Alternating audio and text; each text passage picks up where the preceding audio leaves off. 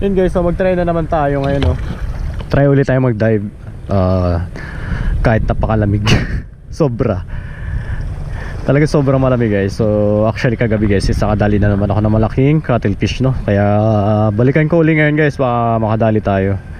Actually sisilipin ko na rin yung mga tinamaan kong grouper, no? Tapalaki talaga nun. Talaga hindi lang tumagos, pero feeling ko talaga nanghihina na yun. So try natin yung tingnan ngayon guys. Napakaganda din naman ng kalma. Very very clear as usual, pero medyo pa high tide na rin naman talaga siya. Pero hindi katulad kagabi na high tide, ako yung naman, no? Pero ngayon medyo mababa pa, kaya makakadali tayo sa mga medyo malilim-lalim. So yun guys, so may cuttlefish guys, so may siksik sa bato.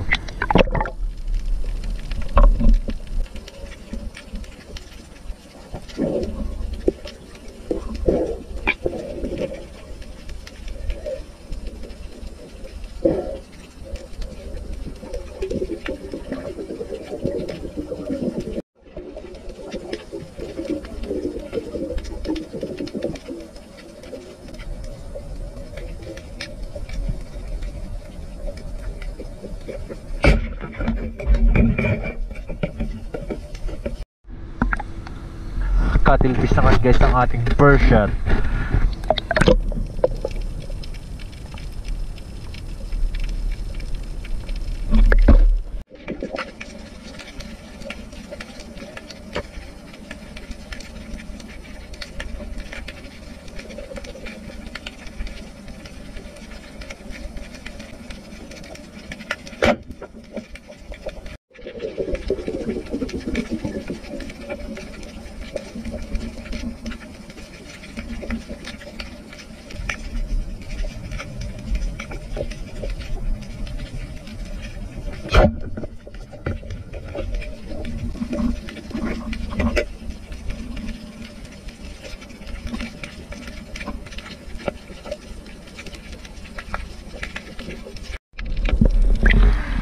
Ang lalaki guys, pero inuna ko talaga yung lalaki kahit medyo malayo siya, para talagang hindi walang takbuhan na.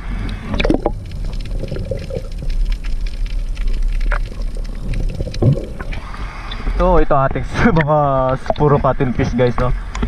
Puro cuttlefish pa lang ating mga nadali. Nakatatlo na tayo.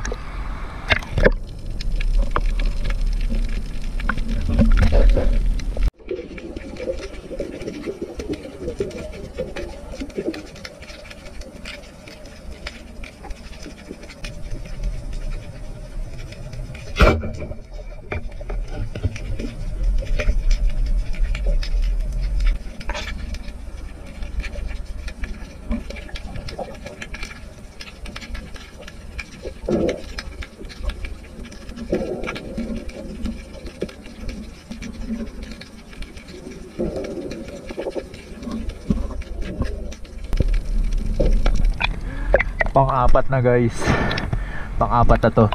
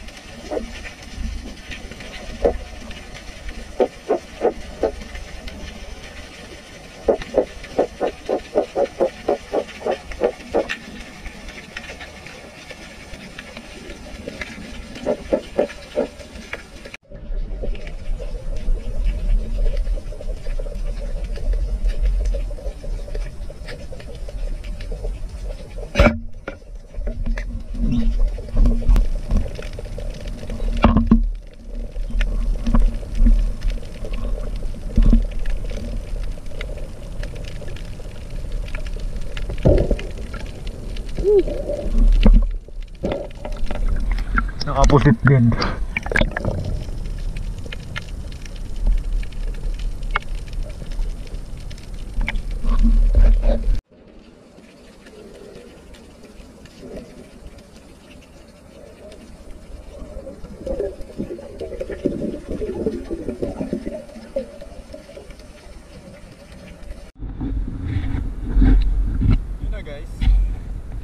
At sobra high tide na talaga ngayon.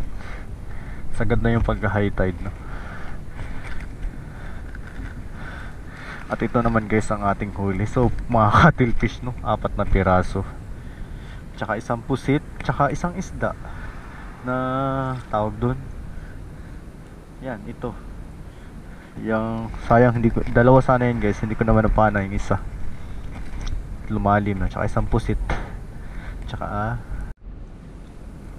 actually ito, no, yung mga cuttlefish na to guys is dikit na, ang dalawang malalaki, no, dikit to sila yung malalaki. Tapos mga ito naman medyo magkalayo na, no? Pero ang pagitan niyan guys halos ano lang din, no, siguro mga halos mga 4 na metro, mga ganun, 4 hanggang 5 metro ang pagitan nitong 4 na to, no. Ganun kalapit. So siguro guys magkasama ton bumaba.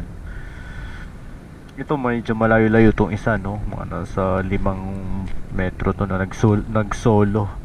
Tapos ito solo din. Ito lang magkasama dalawa ng malalaki. Yan. So yun lang guys.